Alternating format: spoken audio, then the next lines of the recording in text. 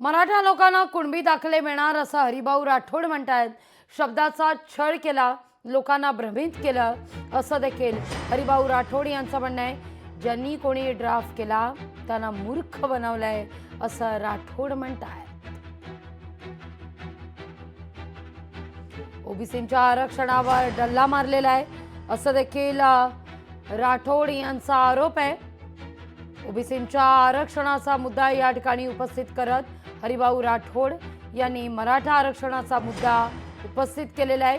केवळ शब्दछल करण्याचा प्रयत्न आहे, लोकांना संभ्रमित केलं जात आहे असा दावा आहे त्यांचा. आरक्षणाच्या बाबतीत काल माननीय मुख्यमंत्री महोदयांनी स्पष्टीकरण देण्याचा प्रयत्न केला.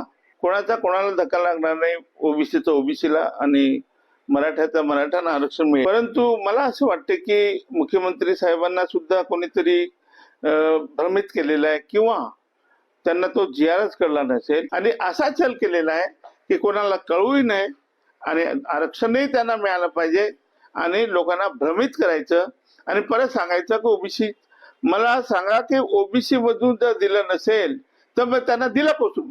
माननीय मुख्यमंत्र्यांनी थोडा आणखी उलगडा करावा. जो कोण ज्यांनी ड्राफ्ट केलाय ना त्यांनी मूर्ख बनवलेला आहे. एक तर त्यांना मूर्ख बनवलेला आहे किंवा सरकार ओबीसीला मूर्ख बनवून पाहत आहे. लोकशाही मराठी ऐका, पहा, जागरूक रहा.